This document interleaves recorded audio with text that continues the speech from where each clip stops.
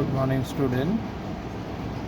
Today we learn physical quantities types. Physical quantities are basically divided into two types: fundamental physical quantities and derived physical quantities. What are fundamental physical quantities? So, the physical quantity which is independent of other physical quantity is called fundamental physical quantity.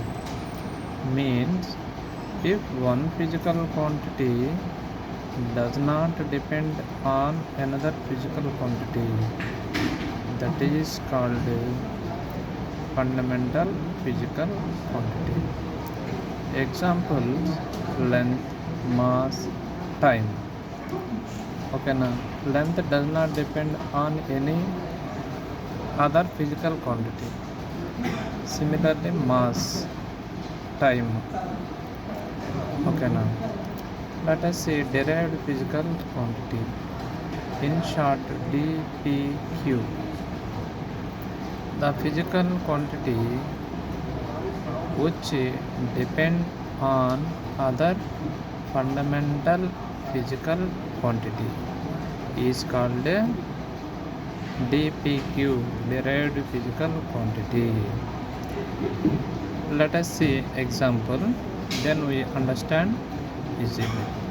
Suppose we want to measure area. Area is a physical quantity. Which type? Derived physical quantity. Because if we know length of area, we can't find area.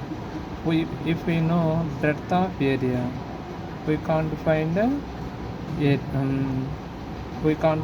area. If we know length and breadth of area, then we can find out area.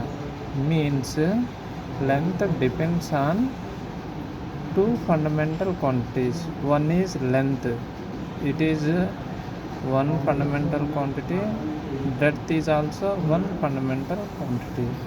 So area depends on two fundamental quantities. That is why area is derived physical quantity.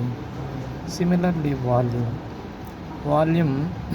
Suppose we want to measure volume of a box.